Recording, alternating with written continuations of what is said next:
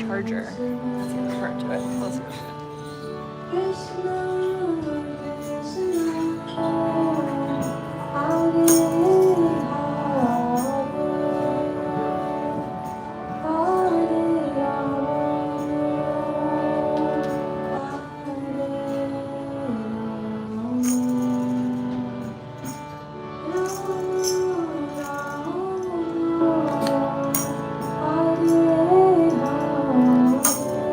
This will be fine.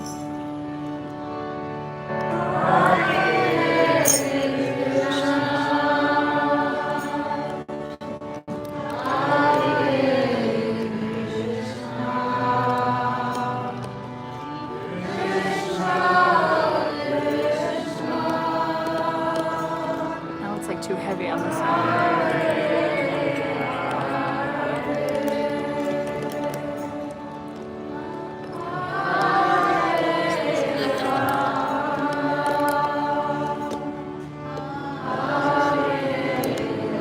Oh, good.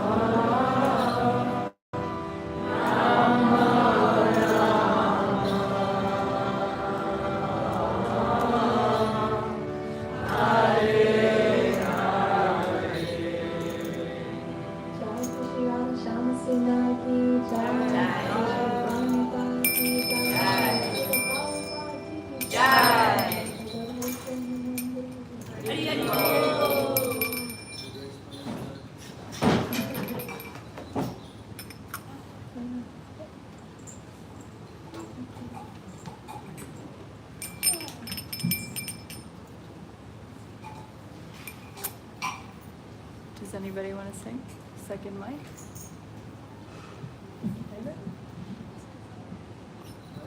Yeah. Second mic? Come along. I'll try my best. You coming up? Yeah. Come up. Come on down. Can't see me in the video, right? No. Don't After worry. you, just my face. Just like your face. Yeah. This like thing isn't very beautiful, but yeah, I can just move it a little bit to the side. Thank you.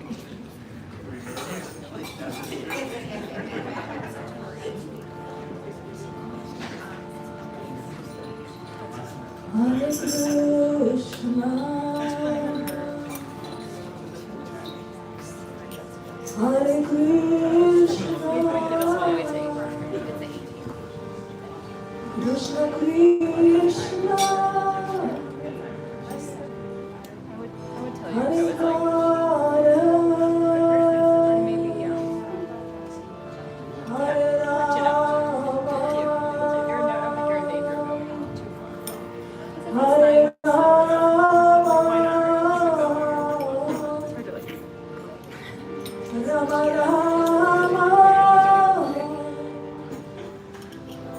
Hare Rama.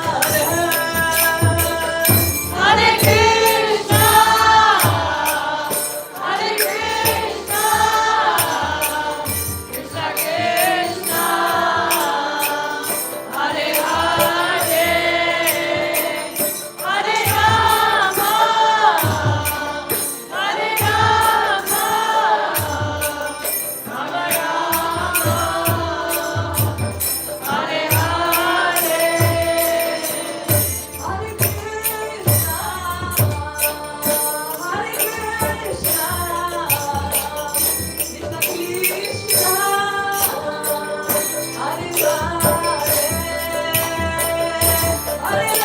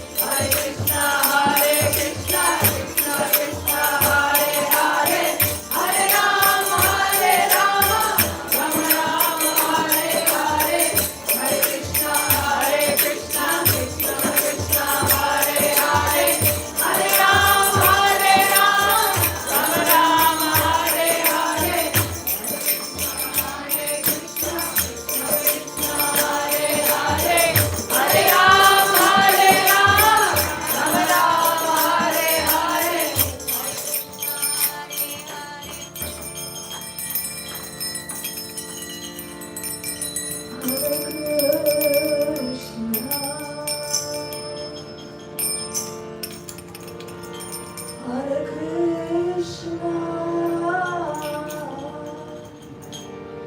Krishna Krishna,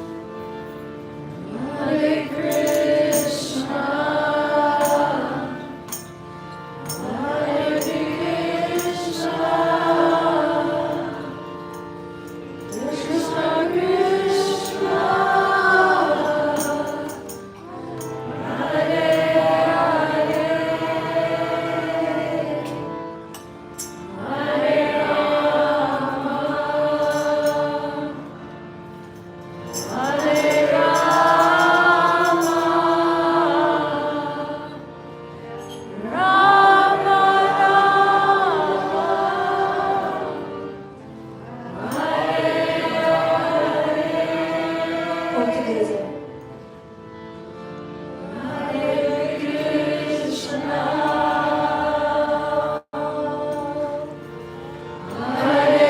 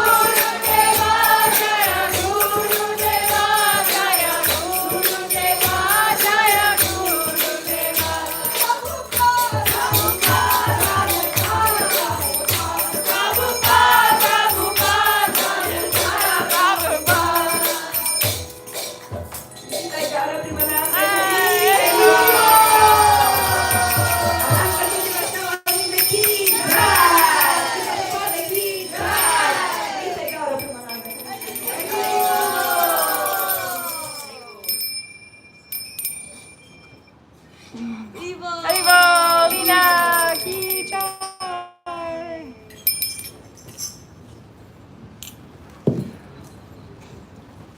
Yeah, that was so fun.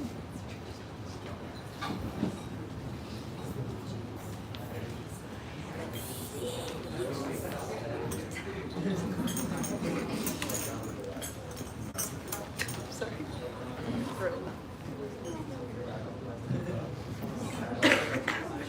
I was gonna say just till about 8. Like 8, I'll be good. Good, second mic. I needed a second mic on that one. Like, you know. Especially because back and forth. I was like, oh no. Yeah, it's so fun. It's like, it was really fun. Yeah. It's really, it's very like direct. So we're doing it. It's good. It's good. I love it. Hare Krishna,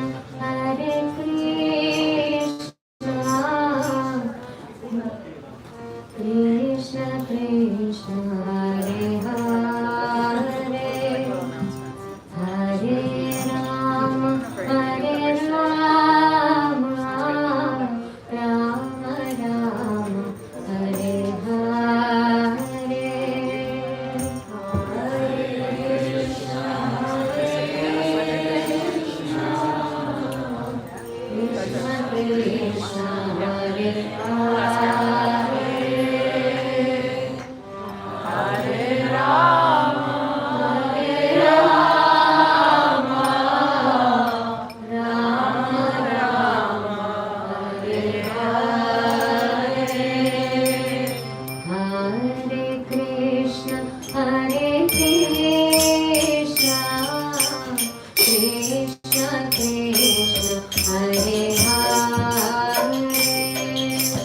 Hare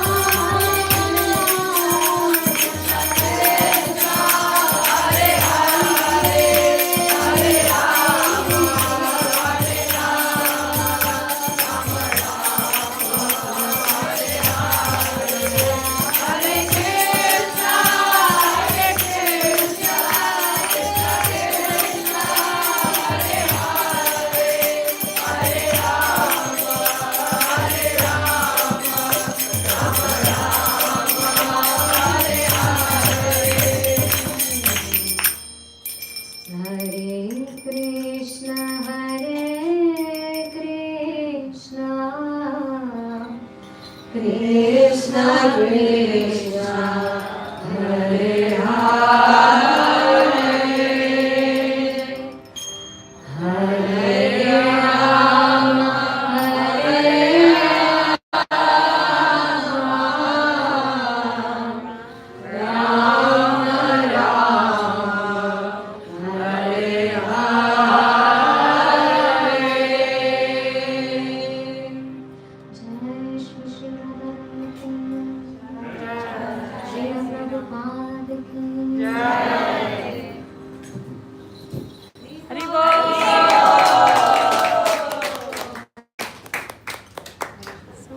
And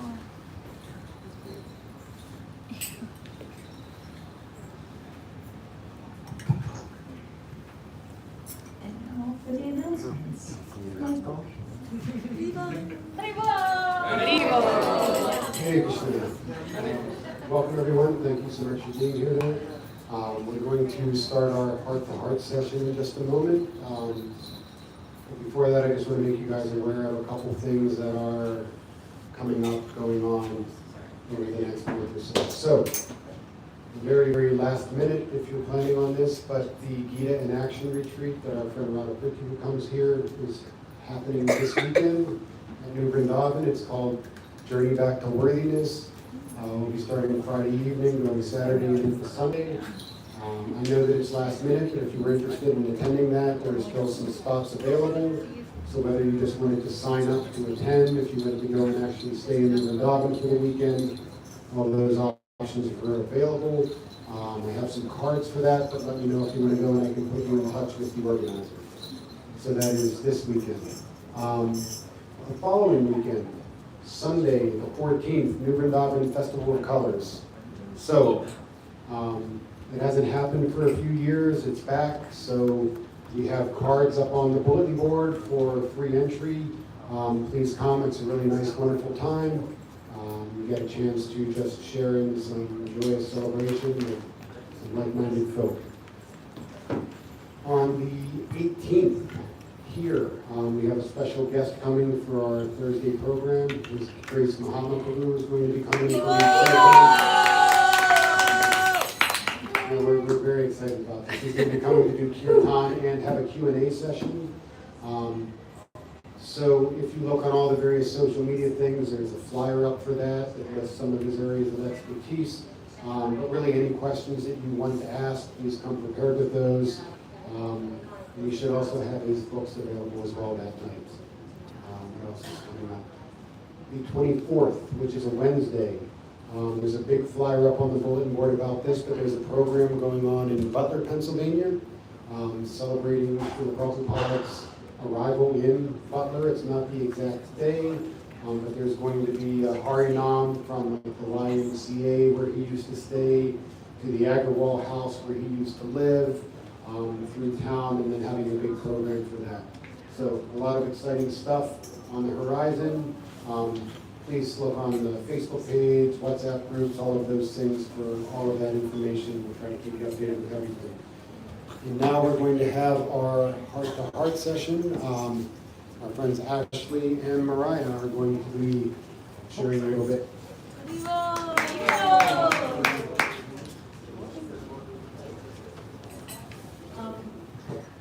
So before we begin our heart-to-heart, I just thought we'd welcome any newcomers. Is there anyone that's here for the first time? No? Oh, but, all right, well, we can welcome back our friend Melissa, who has been here many times, but hasn't been here for a while, and she took off work to come sing with us. Haribo!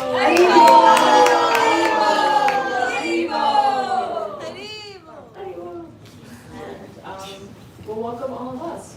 We're all here. We made it somehow, some way.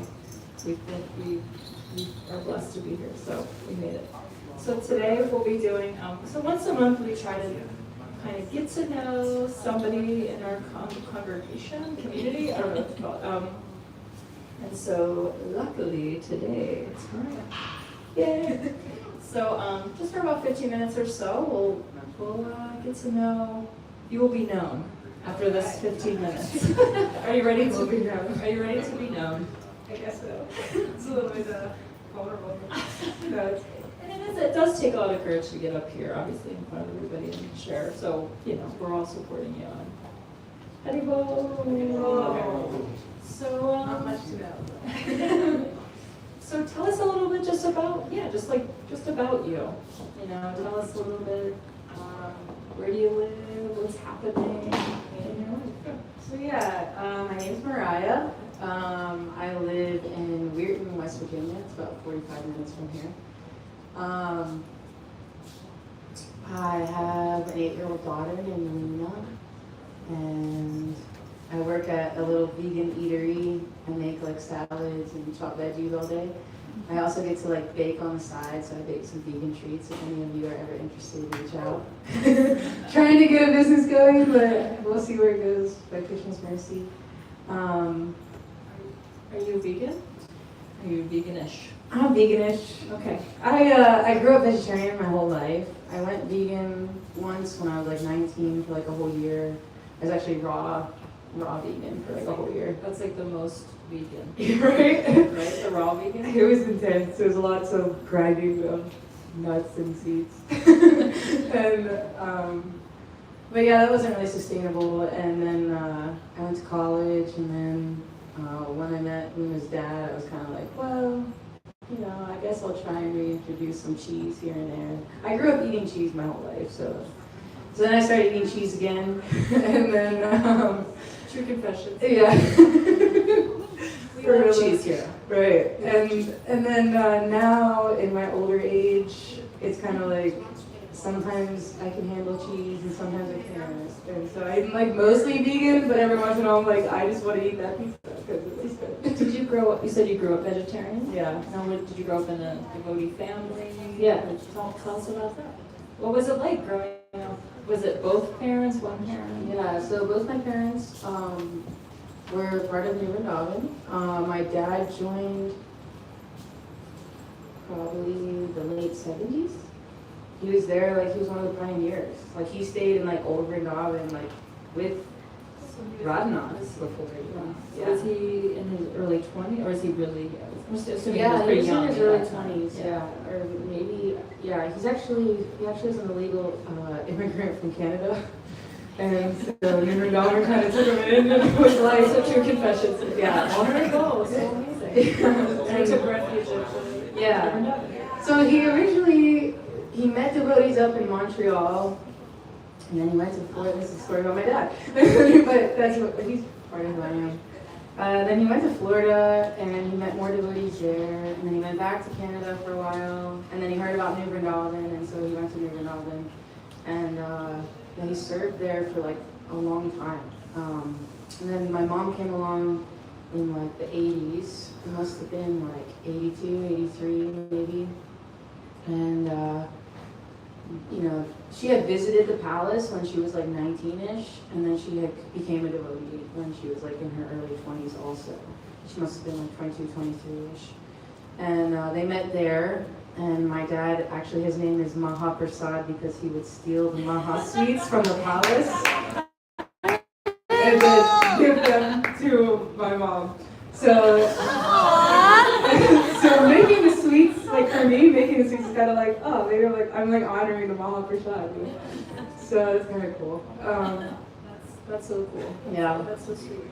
Unfortunately, growing up at New Vrindavan during the 80s and 90s, when everything kind of fell apart, it was a little bit harsh on our family, and you know, my parents would separate, and we moved just like 10 minutes up the road from New Vrindavan, but we still always went to festivals. And so yeah, growing up as a devotee was really weird, to say the least, especially in Moundsville, West Virginia, where New Vrindavan's at. It's like, you know, I went to public school by the time I was 5, so like I didn't even go to the Gurukul like my siblings did.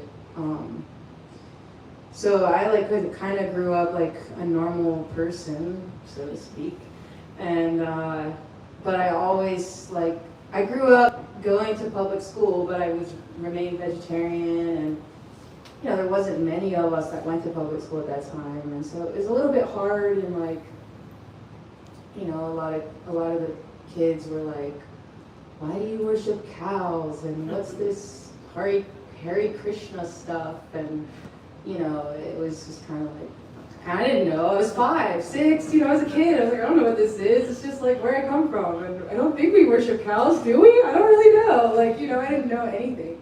I just knew we like sang and danced and had festivals and ran around, like as a kid, you like ran around the temple, you didn't participate in anything, you know, you're like riding your bike, like, that's what I did. Bhakti's so kid friendly, so you're just in a festival, yeah, it's so fun. Yeah. Right? So there was some questions from the other school kids. Yeah. Right? Thankfully, when I joined, all my siblings had gone. before me, and it was a little bit nicer. They weren't as critical towards me, but there was still some. But I would say like once I was like 15, and I don't know, something clicked inside. Like, why do all these people have such like a negative, idea of this religion I come from? Like I should know more about this thing that I come from. And that's when I finally kind of like took up a practice of my own. I like read Bhagavad Gita, and I didn't know what I was reading. Wait, time out. At 15? Yeah. All right, just let's mark that. No, 15. That doesn't. What was I doing when I was 15? Not reading the book of Well, I like No, it's read it, awesome. but I was like, I don't know what any of this means, but this is amazing. Like, this is so cool. But I was like, who would ever understand this? Like, God is 3 different people, and he lays in an ocean, and he's blue. Like, what is this? It was mind-blowing, but it was amazing, And I started chanting. I got a dog, and I named her Shanti, and I had to stay home that whole summer with my dog. Like, my mom was like, you're not staying the night at any friend's house. You're staying home with your dog. So I was home all the time, so I was just like, okay, well, I'm gonna start chanting. So I would like chant and just hang out with my dog. And my mom at the same time was having like a women's program. It was really nice actually. And we would watch a Prabhupada video and listen to a lecture, and we'd read. I remember specifically at the time I was active in it, we were reading Science of Self-Realization. So we'd read a couple pages, and then we would share potluck, and we'd have kirtan. And so I did that like most of my teenage years. So in one sense it was really cool, but in another sense I like was extremely socially awkward. So yeah. You were very mature for your age. Very Yes. mature. Well, you're reading Bhagavad Gita, you're into the program, into the culture, and yeah, it's different. It's counterculture at that time. To be a teenager engaged in programming in that way. That's true. With your family. Yeah. It was the highlight of my life, other than coming to Kirtan now. Well, you can have many habits, right? So growing up in a devotee family, like you're saying, it's weird, wacky, but also amazing and blessed and cool and kind of all the above, right? Kind of a mixture of all those things. But did you ever have a time when because in youth we kind of leave sometimes what we grow up with, and then we come back. Did you ever have that kind of experience where you were like, what is this? Or I'm doing my own thing, Yeah. Like yes and no. I think like externally I left.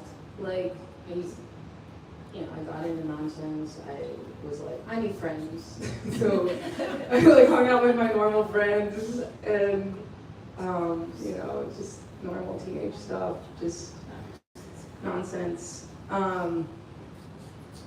But my heart was always just like knew that this wasn't right, like what I was doing. But again, growing up at New Vrindavan, it was like all that controversy happened.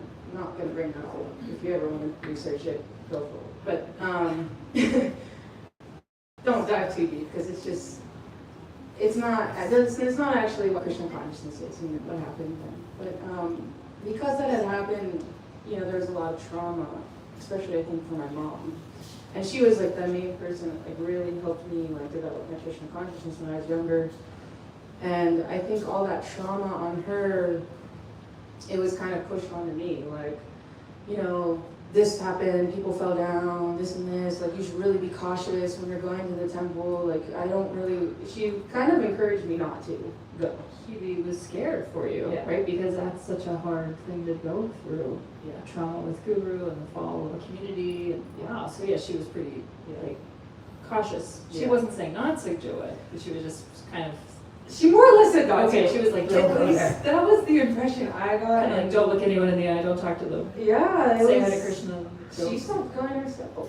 I mean, she would go to the gatherings outside with a few select, ladies, but she was so cautious, like, don't, So that was really hard for me. How do you, I mean, thinking about your mom, yeah.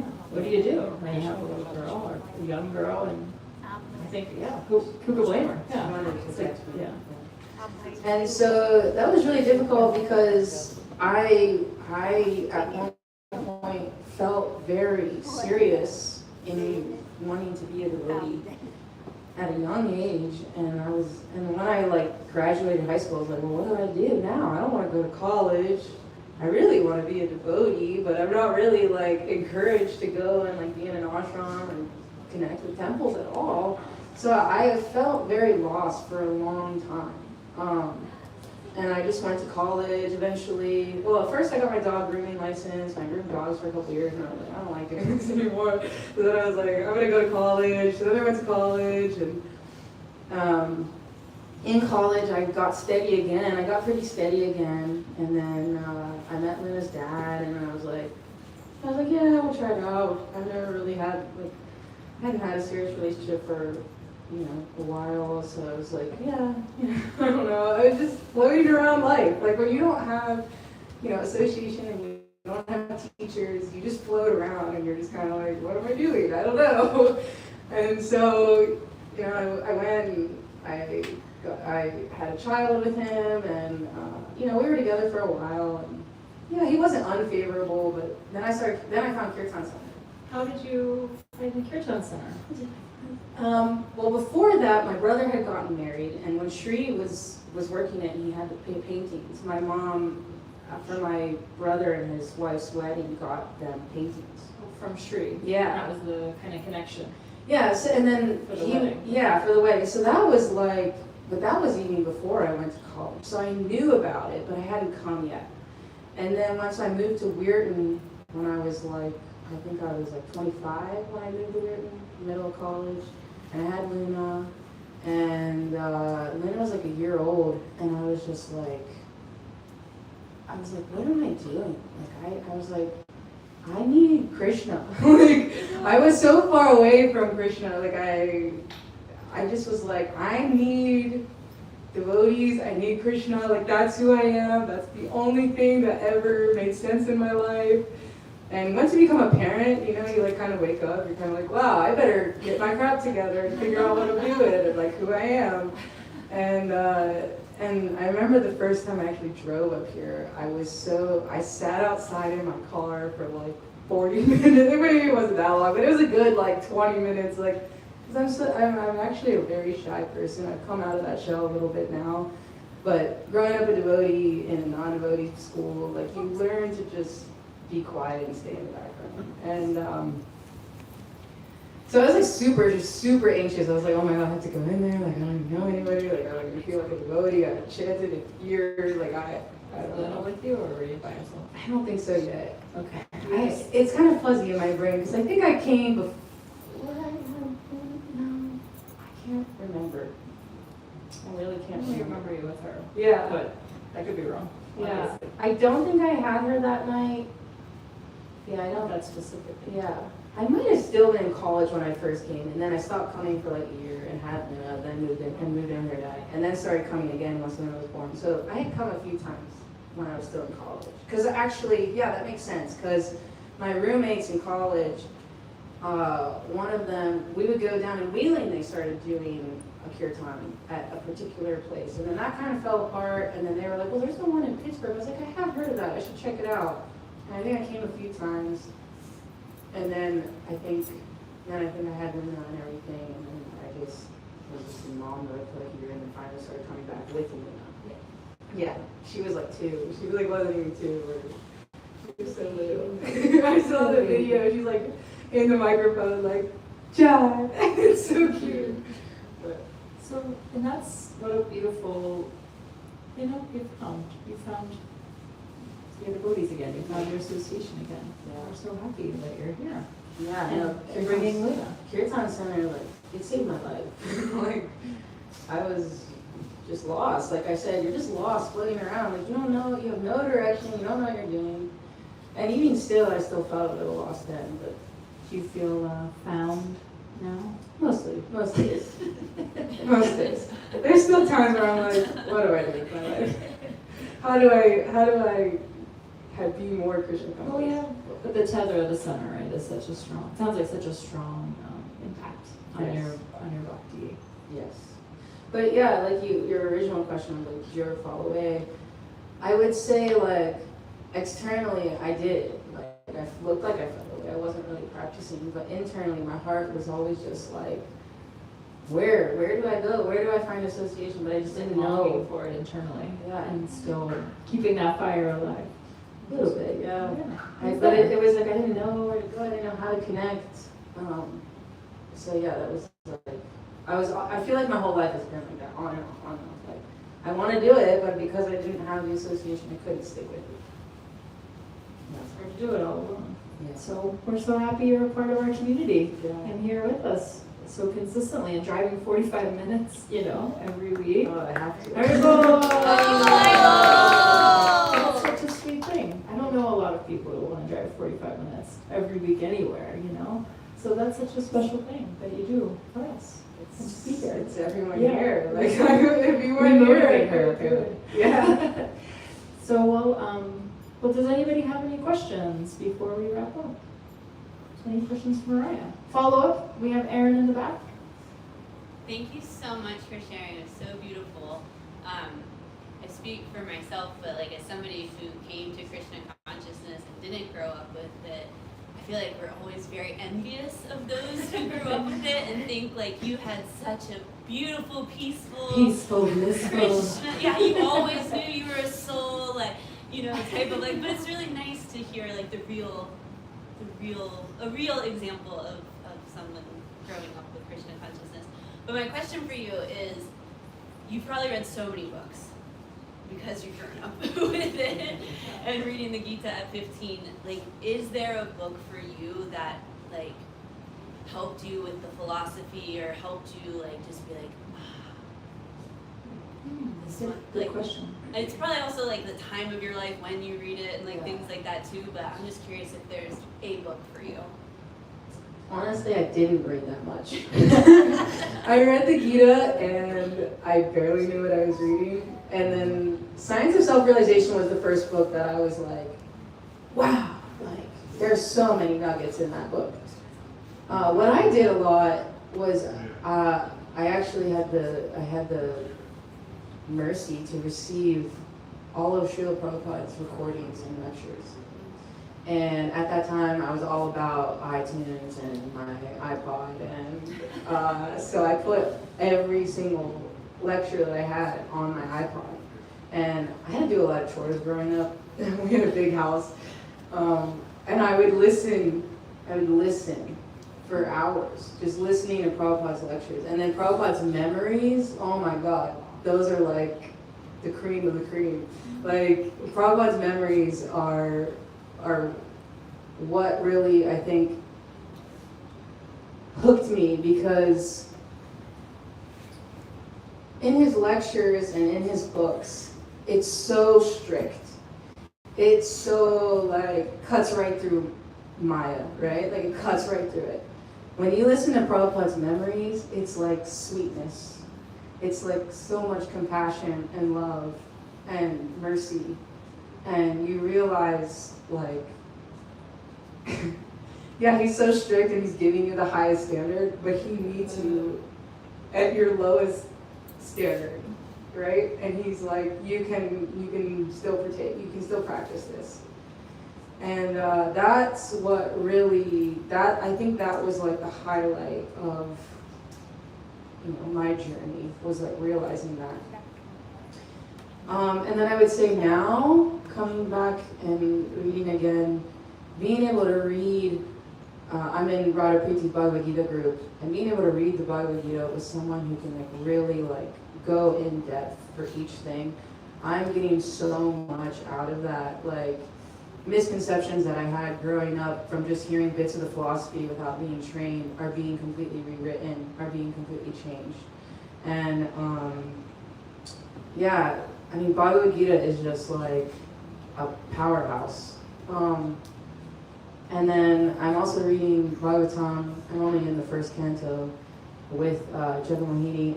I did read Bhagavatam when I was younger too, but again, when you're young and you're reading by yourself, you don't really understand anything. And you're just like getting little bits and pieces, and you're just kind of like, this is cool, but I don't even understand it.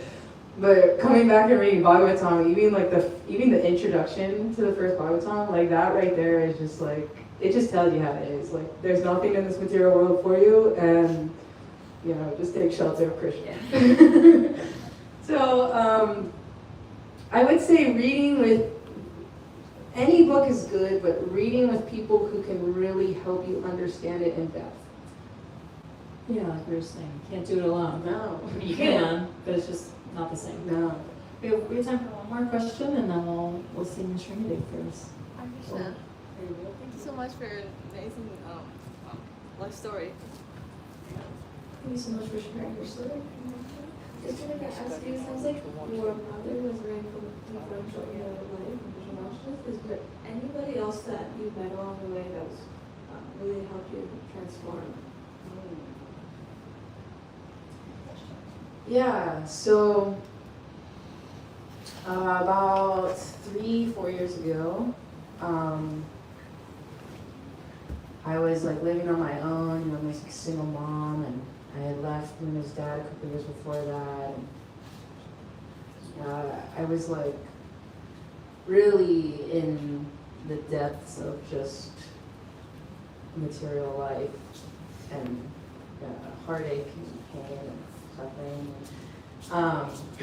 And I would just cry sometimes, like, Krishna, I don't know anything. I don't even know if you're real sometimes, and I would cry.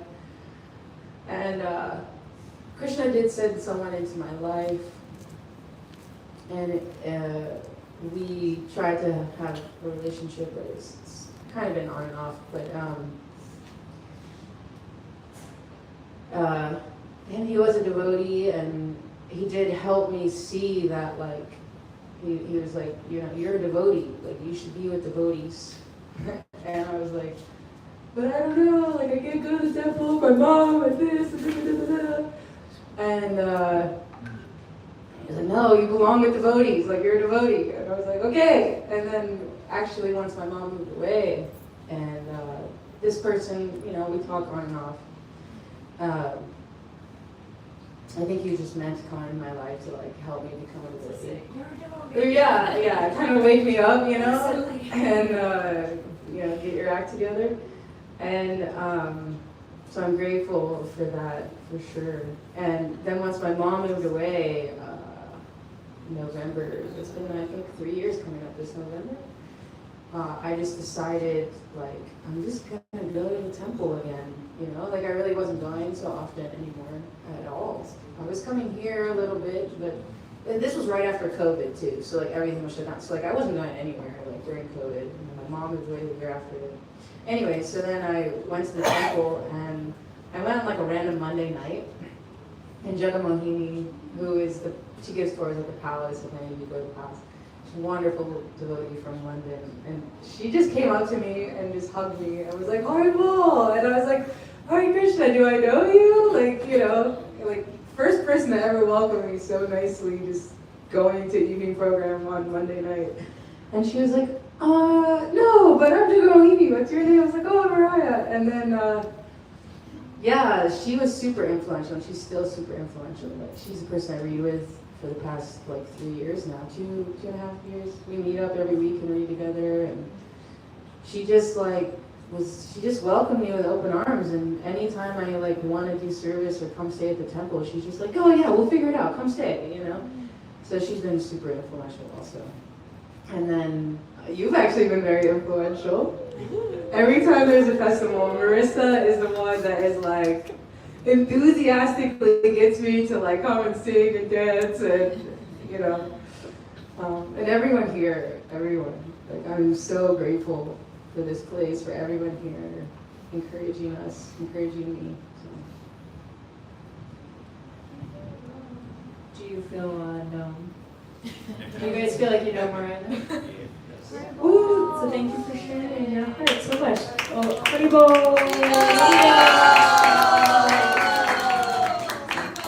So if you have more follow-up questions, you can talk to her then. You can create a line. Okay, so we'll have our friend Melissa sing the Sringadev Cribs. Is there like a rogue tambourine around? Like a loose, a tambourine?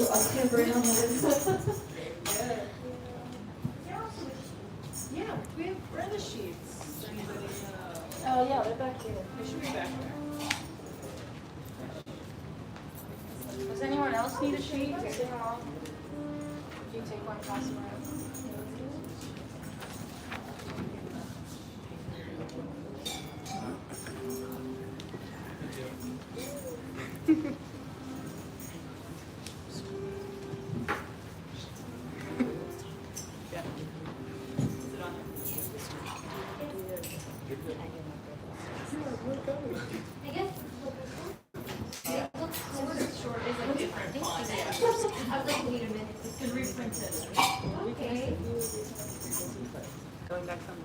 Namaste, Namaste, Namaste.